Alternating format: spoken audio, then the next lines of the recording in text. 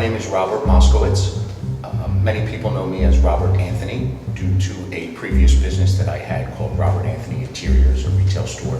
My profession is I am an interior designer and a construction and renovation project manager. Societal Design Group is a full-service interior design and renovation company.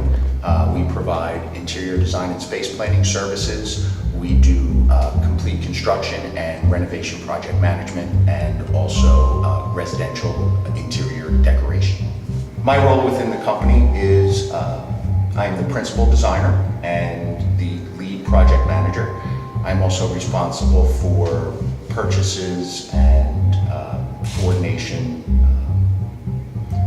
and pretty much anything that needs to be done in the company falls into my realm of responsibility. I tend not to be a micromanager.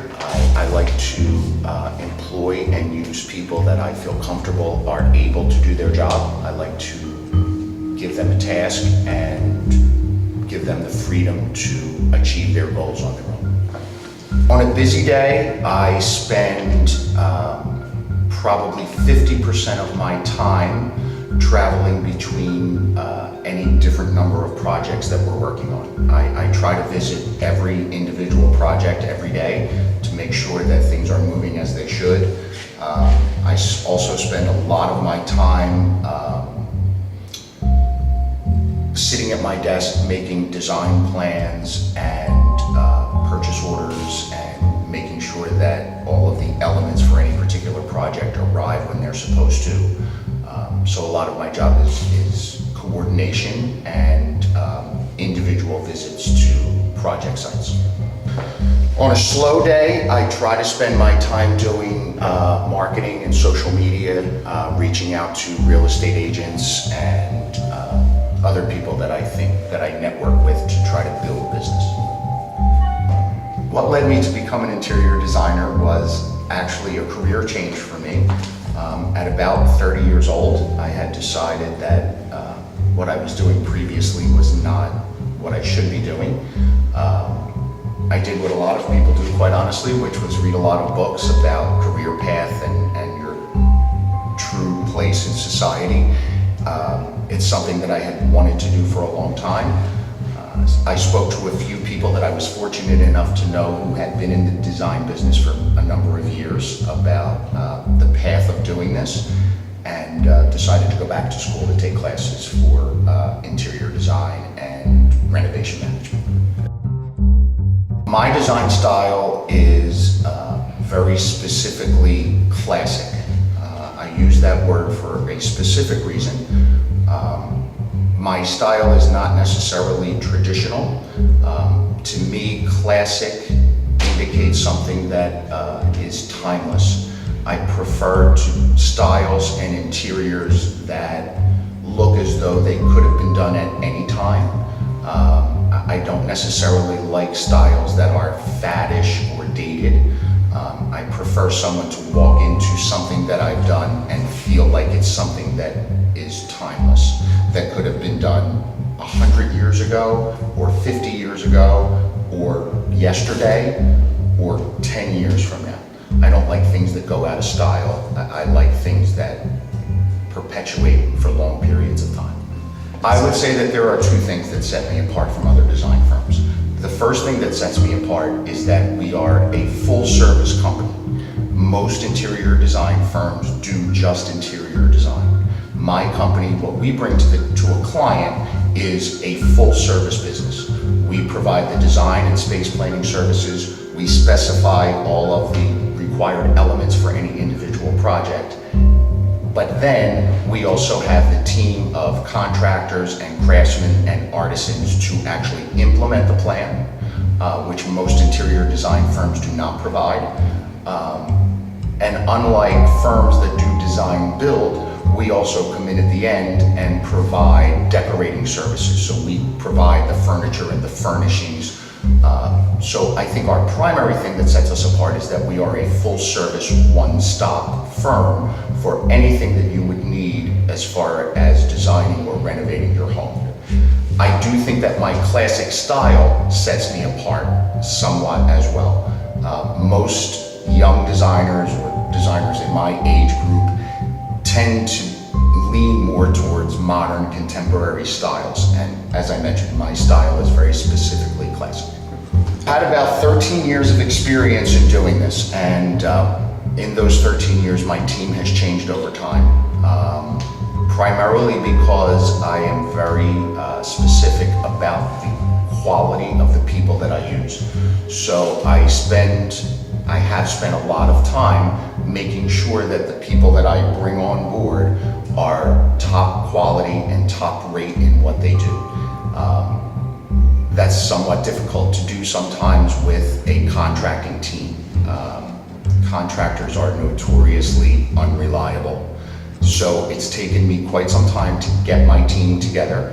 But now, 13 years in, fortunately, I have a very qualified, very responsible team of people who work for me and represent me and the company very well.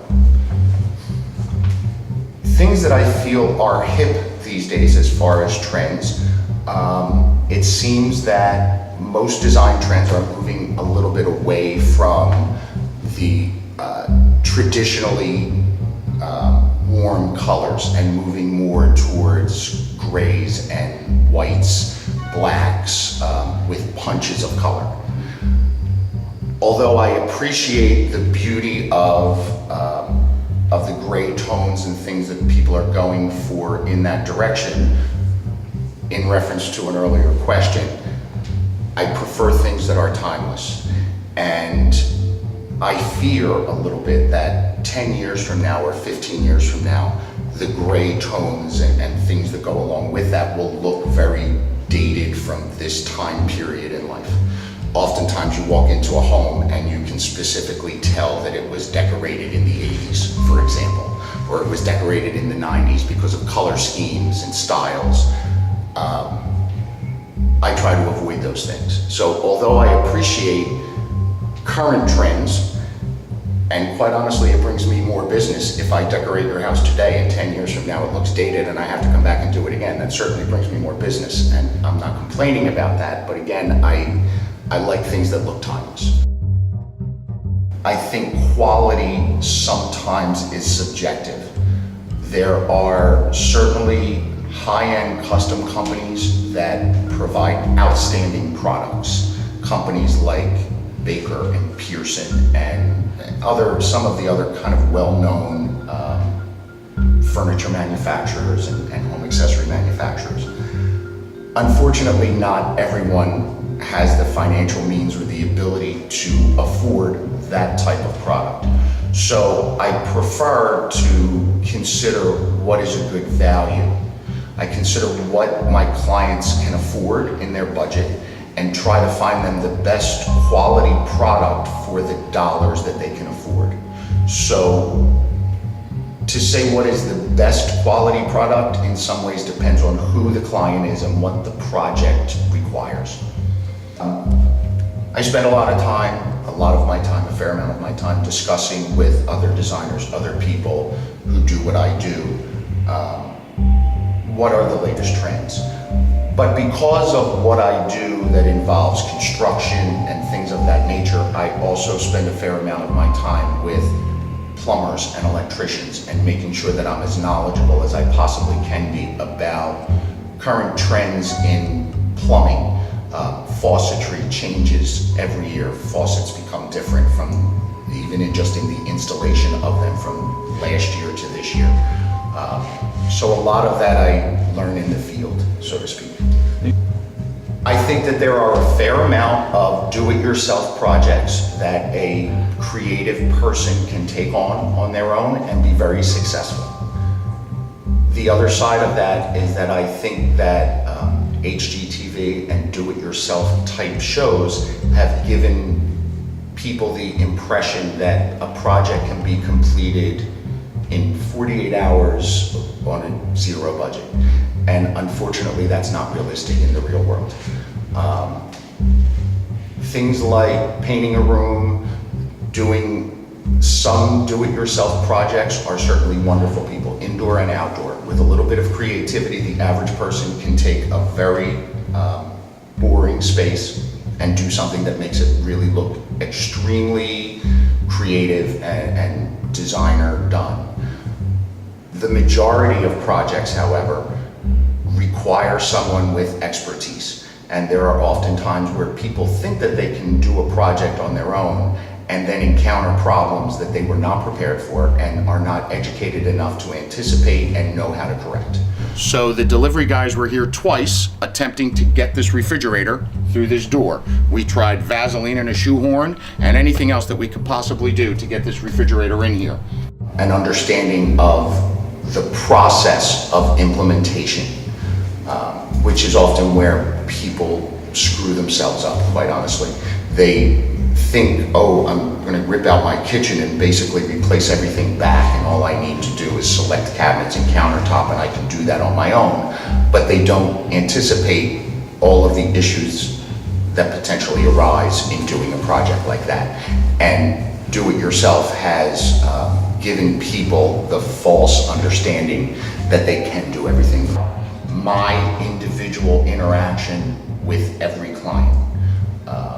In the course of doing this over 13 years, I've had many different designers working for me.